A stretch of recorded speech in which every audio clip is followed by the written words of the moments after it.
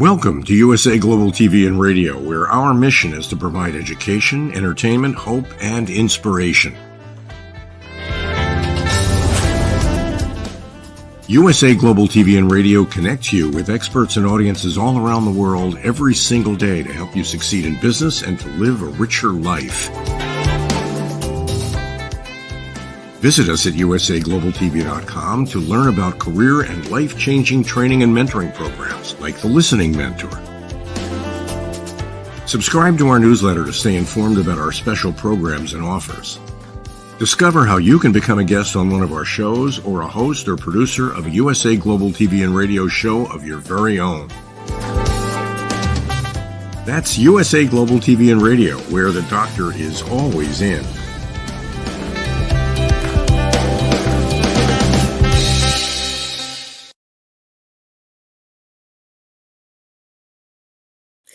Hello and welcome to USA Global TV and Radio. Good morning, good afternoon, good evening, wherever you are in the world. Here in the UK, it is almost good evening. It's 4 o'clock. But anywhere else, it might be morning or it might even be afternoon. So a warm welcome to all our regular viewers and a very warm welcome and special welcome to those here on the broadcast for the first time. We are here on USA Global TV and Radio, and our show today is Dating Chronicles with Katrina Valente. And the subject topic today is how much is too much within your relationship. It's episode 2 today. She's normally based in Dubai, but she's currently working in the Maldives. She's a celebrity facialist. She's an energy expert. She's a holistic beauty therapist. She's into wellness. She's an anti-aging expert, and she has 25 years of sharing her expertise and passing on her expertise to many people to create inner harmony, inner peace, and giving people the tools, the strategies and techniques that she has developed over the course of her time. It is my absolute pleasure, and it really is my absolute pleasure to welcome to our show today the beautiful and the amazing Katrina Valente. Oh my goodness. Hello. Thank you, Caroline. Hi. Hi, lovely to see you. Thank you for that amazing introduction. I feel very humbled. Well, when I read a little about you, I'm feeling humbled just being here with you. And I'm excited to hear what you have to share with our viewers today. And I just feel that our short time together, our show together, is going to be so short that I want to get right into the detail. But before we do that, can you tell our viewers, especially those here for the first time, and a reminder for our viewers who have already seen you in the first episode, a little bit about who you are, what you do, and more importantly, how people can reach you? Well, I think you just about covered everything, Caroline. I'm actually currently in the Maldives. I'm working here as a visiting expert in the spa. So I travel around the world and I go to these amazing places. I'm in Sunivajani at the moment. And I offer my menu of services, which is facials, lymphatic drainage massage. I do the raindrop massage. And of course, I do all my coaching and energy clearing as well as tarot reading. So people can always find me on my website, which is katrinavalente.com. And I post daily on Instagram under Katrina Valente and the number 1. So today, I thought that we would talk about relationships because that's what I'm moving into a lot more these days. And I had some very interesting guests that prompted me for the heading, how much is too much within relationships? So what prompted you to even decide on this subject? What was behind the scene for you to decide to look at? Because when I read the topic, I thought, ooh, how much is too much? So tell us more about what made you choose this particular topic for our show today. Well, I had a very interesting couple come and see me. They were introduced to me initially, and then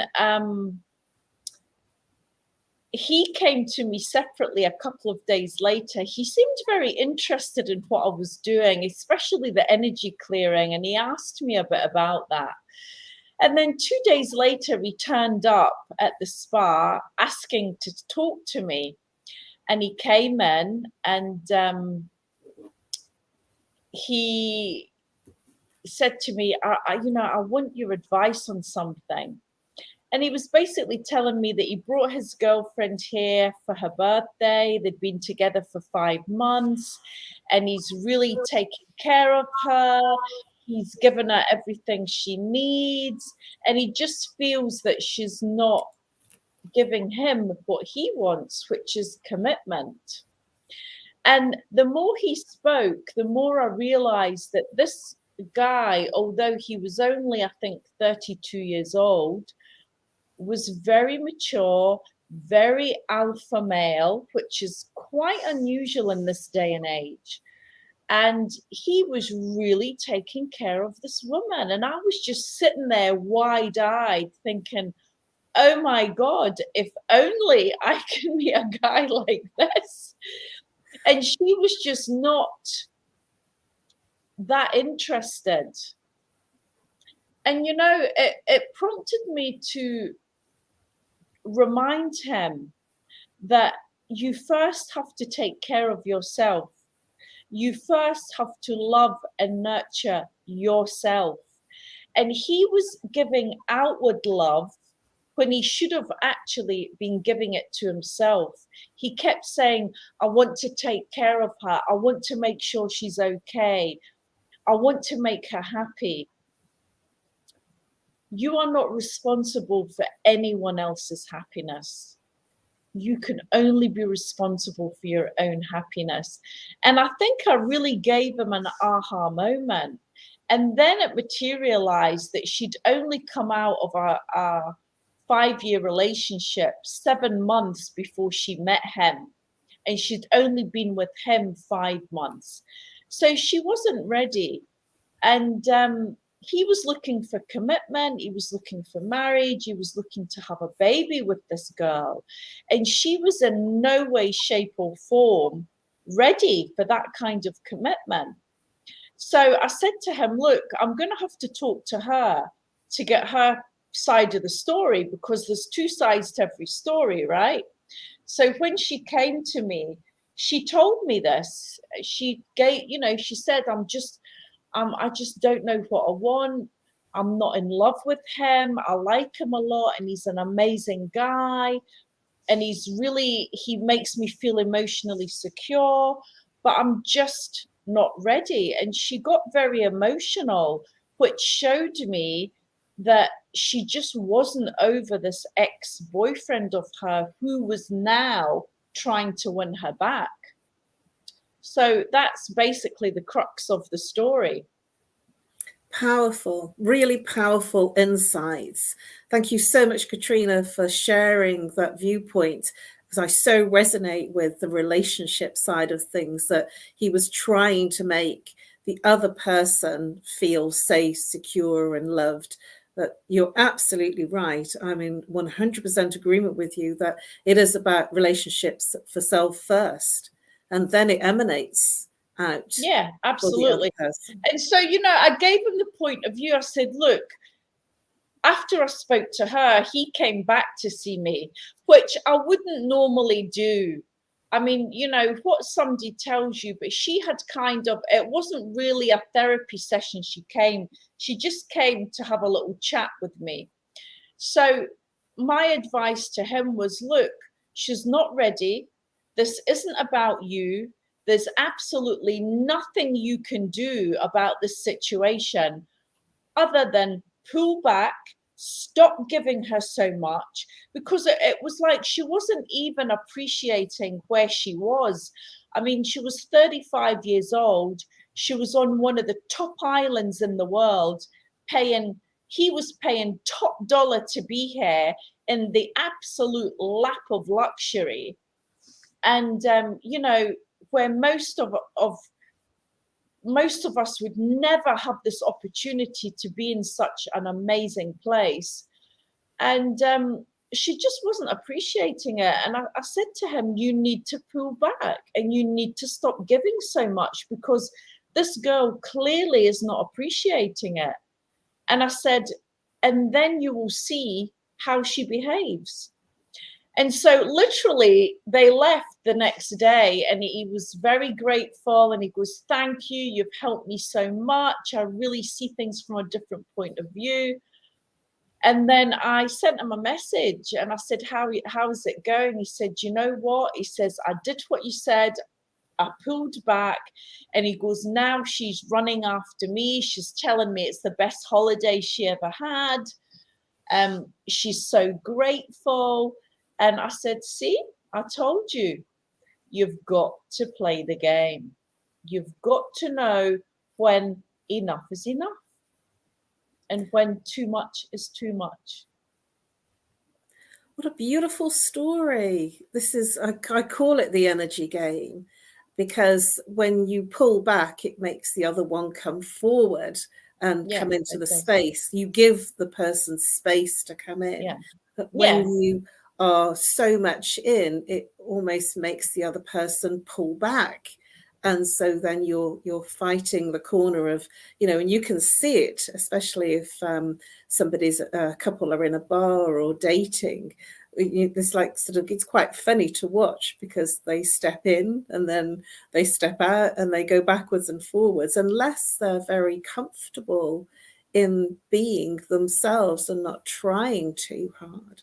And that's an incredible example. Yeah, it was a very good example. I mean, and she said to me several times, I just want my own space. I'm very happy to be on my own just now. I don't need anybody. You know, I just feel I need to be alone with no one. I don't want to be in any relationship. So, you know, he was smothering her so much that she couldn't see straight, nor could he. So once he pulled back and gave her space, then she was able to see what she actually had in this guy, because he was amazing. He was good looking. He had a great body. He obviously had money, and he knew how to treat a woman, which in this day and age, I quite frankly find very hard to find, these alpha males. And so, you know, let's hope it continues. But I said to him, don't give in yet. Keep holding off. Keep stepping back, and just let her come to you bit by bit, because you don't get over a 5-year relationship overnight, and she will still need time to come back to herself in order to maybe fall in love with him completely and marry him. Yes, I'm totally in agreement with you. So that is too much. How much is too much? I must admit that I've had people do that to me and offer me all sorts of things. You know, you don't need to work. You can give up work. I'm going to look after you. And it's actually not appealing. I love what I do, and I do what I love. So I really get that. And it can be overwhelming. And I've certainly been in that situation where it does sound glamorous and it does sound wonderful. And actually, is it, when you'll almost feel in that position, you know, because I've been in it myself, almost taken over, that where is the identity of you in that situation? And Dr. Jacalyn's actually highlighted that we're both single. So I'm actually open for a really lovely relationship where I can be me and they can be them. And then we join together and we're together in being together, but we can still be our separate selves and doing the things that we love doing. And that's what you're describing. I mean, I think it's important to have your own life outside of the relationship. But I think where women fail is they forget to take off the boss woman male energy that they have at work when they get home. You know, I follow Dr. Pat Allen, who is an 80-year-old relationship psychologist, sex therapist, I think she even is. And she says, you know, you need to hang your balls outside the door before you go through it. And you need to come back to being a woman. And I think this is what women nowadays are very, very guilty of, myself included, because you're so used to doing all the time and getting things done. And that is the male energy. But there can't be two men in a relationship. You have to step back into that feminine energy, which is the all receiving, all being energy, and love and adore your man and make him the king. And when you make him the king, then he will make you his queen. Oh, I love that. I love that. Stepping into your feminine energy. I'm so in agreement with you on that. And you're absolutely right. In our current society and our current culture that we're in, the woman is very much stepping into the masculine energy. So that's a beautiful feedback and takeaway for our people that are watching, that it is really important to step into your feminine energy. It's no, it is. And you know, I have never subscribed to feminism. You know, I've been single for many, many years. I've been single practically my whole life. So when I tell you I know about women being male energy, I know it fully because I have lived it. And that is probably the reason I'm still single, because I never gave a man a chance. A man has to look at you and think, what can I give this woman that she can't give herself? And if the answer is nothing, he's going to walk away. A man has to feel of use in your life. It goes back to the knight in shining armor. He has to feel like he's bringing something to your life. Yes, I'm in agreement. And Dr. Jacalyn, who's producing the show in the background, she's just shared with me that there's a comment from a man that's watching the show, and he's actually left his phone number for you. For me or for Carolyn? I'm sure it's for you. I'm in agreement with you in terms of, yes, I'm single as well and have been for a long time.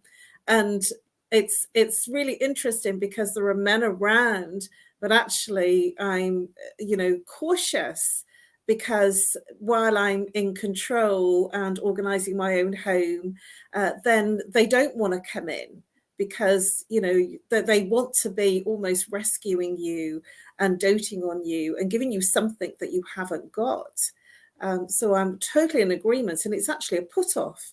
If you're very confident and very out there and organizing yourself, and you've got your sort of everything around you works good, your home's good, they don't see where they fit in. And so what you're sharing is really important.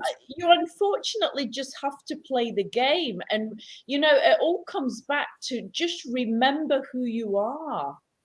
Look at your mother and father. A man is the provider, the protector, he keeps you safe. And the woman is the nurturer, the all-loving kindness, the emotional support. And I think this is what's gone wrong in today's society, because both of us have forgotten where we are, who we are. And as women become more masculine, what happens to the men? They become more feminized. And I find that a lot. I did an experiment where I dated 15 men in 15 days. Whoa. That's some dating. And that is some dating, and I can tell you I learned a lot from that. And it's just men are no longer gentlemen. They just, very few of them are gentlemen, you know, and it's like they've forgotten how to be a man. I mean, in my day and age, my father was the complete alpha male. He would never dream of allowing a woman to pay for anything in his company. And, you know, there's the big debate about splitting the bill 50-50.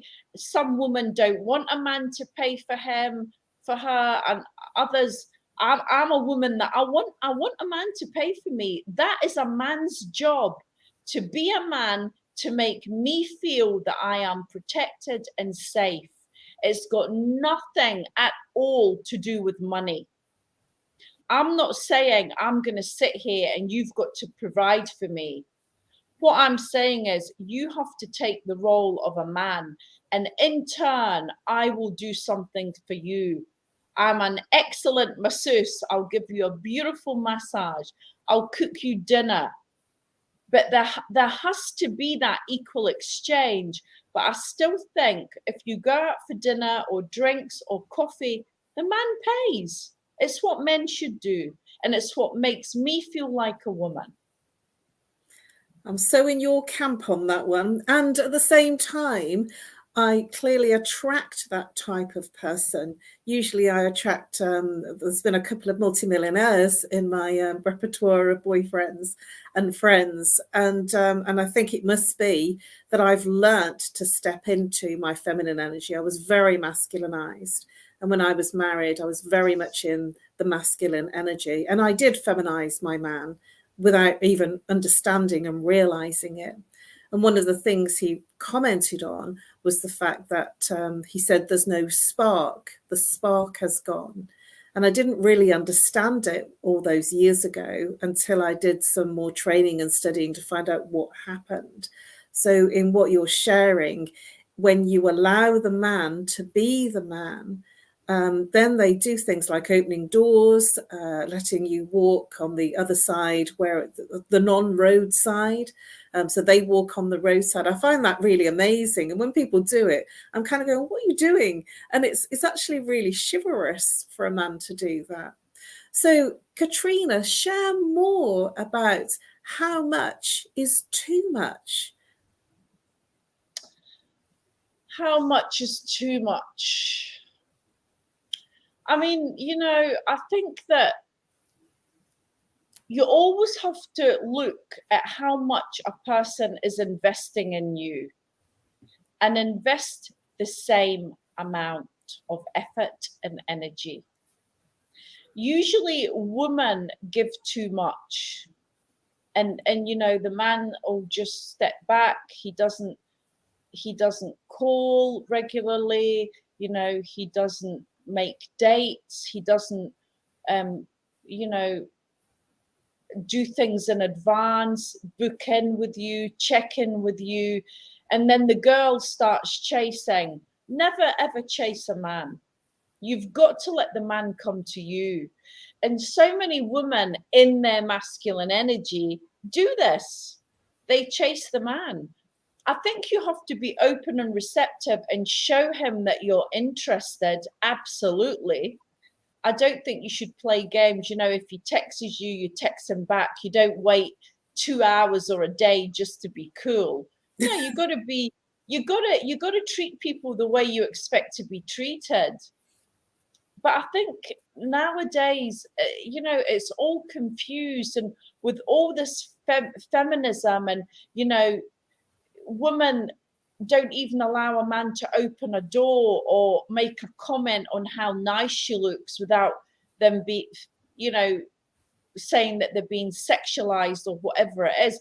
So we're living in very confusing times.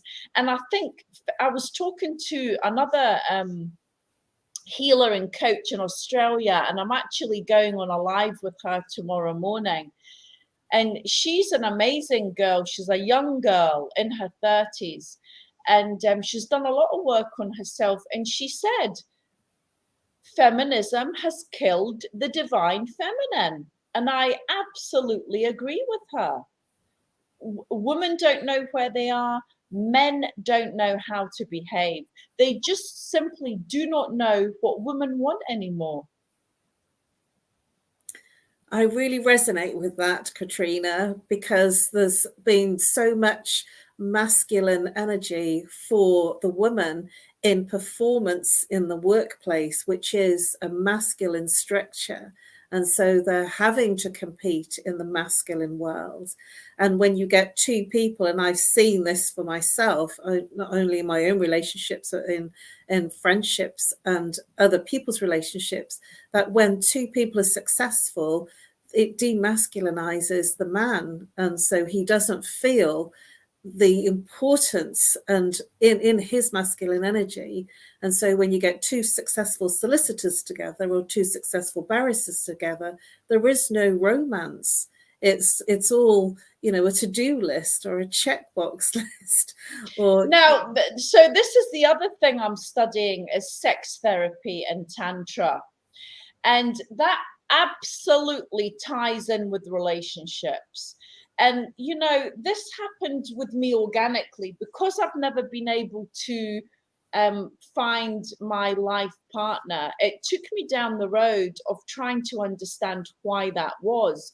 And as a side effect, for the last 10 years, I've learned a lot about relationships and a lot about how sex works between a man and a woman, and tantra and what that involves.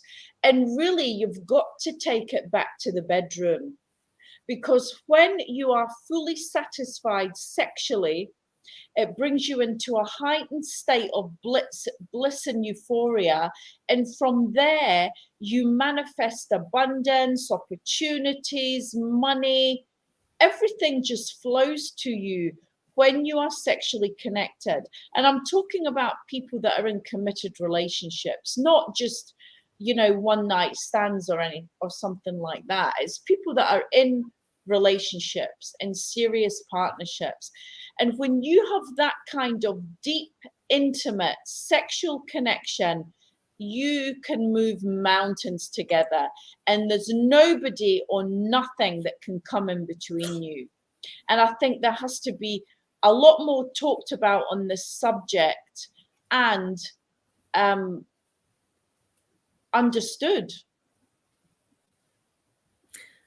I have absolute agreement with you. It is unbelievably paramount. And yet at the same time, I hear so often that couples in relationships, that after the honeymoon period, the initial 6 months or year, that it becomes a habit and goes quite stale. What do you think about that? And what are your thoughts on how they could spice up their relationship? So they need to understand Tantra. Tantra is about honoring the other person on a soul level. And we should be having at least 2-hour sex dates. There's no quickies. It's all about the foreplay. It's all about understanding each other's body. And the problem is that men look at a woman from their sexual perspective, and a woman looks at a man from her sexual perspective. Women connect through emotion, men connect through action and visual aesthetics. A man was put on earth to procreate. It's what they do naturally. They don't have to be in love with a woman to have sex with her. So, and a man is recognized by his genitals. So this is why when a man starts to caress you, he goes immediately for your genitals, which women do not appreciate. But a man is recognized through his you know what, and it has to be recognized very early on, where a woman needs to be warmed up first before he even approaches that area of her body. So something as simple as that. There's so much that men and women don't understand about each other's bodies. I would second that comment, because they don't. And I would absolutely agree with you that the masculine energy is the visual, and so pornography is very much in the masculine energy, whereas the woman needs the affection, the emotion, and the connection at a different level. So what would you say could the couple do to come into the same place for that 2-hour session? Because I think if a man was watching this show right now, he'd be wondering how he could keep going for 2 hours in the bedroom. So could you suggest what he could do to slow things down and connect at the level of the woman? It's all about honoring the body, caressing her, kissing her, exploring every inch of her body without penetration. You know, going back to pornography, Dr. Jacalyn is giving us a running commentary on the side here. She's being very funny tonight. Pornography is a big no-no. It's the worst thing that a man can do, because he watches pornography and he thinks that's the way to fuck a woman. And it's absolutely not in any way, shape or form what women enjoy and what they want to have done to them. So pornography is really, it puts a man in a heightened state of delusion, actually, where, you know, you have to come back to love. So you can, a 2-hour sex date is actually very easy when you are absolutely loving that person fully and completely. Thank you, Katrina. I think that what you're sharing here will be valuable for many men, because they get caught up in the act and forget about what the woman needs to be in the same place and to be feeling what they're feeling. And I do believe that it's because the woman is in her emotions, and so she almost needs warming up. And that 2-hour sex date, I'm looking forward to that. And Dr. Jacalyn is making some very funny comments in the background. I'm not quite sure whether they're appropriate. I mean, look, I mean, you know, you should, I mean, you can do things like start sexting in the afternoon, or, you know, send him a sexy picture of you, or, you know, tell him what you want to do to him when he gets home. Men love that, because they're all in their head, and their imagination runs wild with them. So, you know, there's so many things that you can do to spice up your sex life, but people just get bored, they get complacent, they don't, you know, so many women have said to me, sex is not the most important thing in a relationship. It damn well is. Because if you are intimately sexually connected, everything else blossoms from there. And I've been on quite a few courses, and you know, all these couples will tell you, you know, they were on the verge of divorce, and through these techniques, it's completely and utterly transformed their relationship. So, you know, there are no limits. You just have to commit to the same thing. Well, Katrina, on that note, we actually have run out of time on that explosive note. Please do share with our viewers. It's been so explosive tonight. Please share with our viewers in a fast minute how they can reach you, giving your contact details and the best place to find you. Well, you can find me on Instagram, Katrina Valente, #1, and my website, which gives you all the details of everything I'm offering, including my coaching sessions. It's www.katrinavalente.com. Hope to see you there. There it is. Me all glammed up. That is me.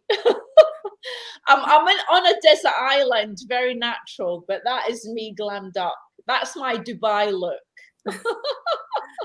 Katrina, it's been an amazing show. I've really thoroughly enjoyed it. I'm on a high. I'm blissed out, and I'm looking forward to meeting up with you again, maybe next week, and we'll find out more. Thank you, Caroline. Thank you. You've been a great host. Thank you so much. Thank you so much, Katrina. Have fun. And over now to our sponsors. Hi, my name is Zane Carson Caruth, and I'm the author of this book, The World's First Tooth Fairy Ever.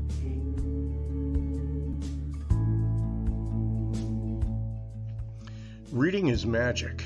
Studies have shown that reading to your children lays the foundation for greater success in life.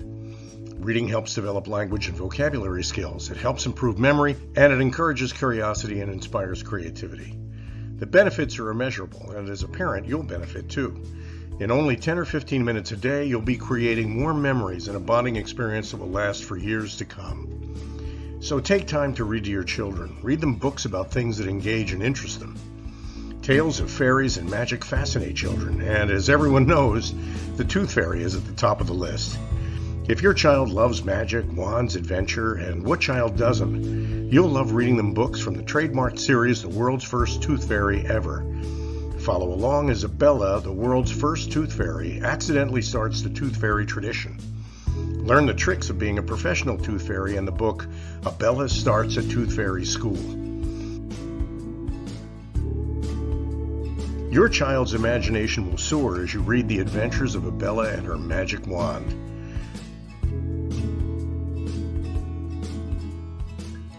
These wonderful books are available at worldsfirsttoothfairy.com and at Amazon, Barnes & Noble, and Walmart.